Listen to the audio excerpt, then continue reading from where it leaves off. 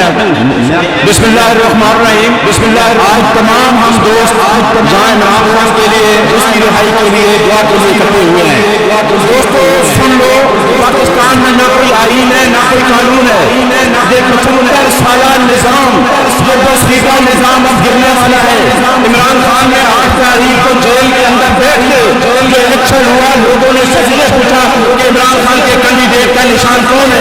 25 करोड़ आवाम इमरान खान के साथ खड़ी हो गई है।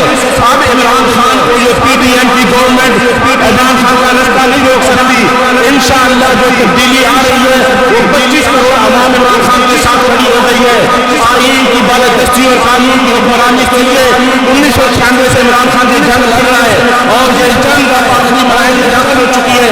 पाकिस्तान का हर बच्चा, पाकिस्तान का हर जी शऊर इमरान खान की शान के साथ खड़ा हो गया है। इंशाअल्लाह इमरान खान पाकिस्तान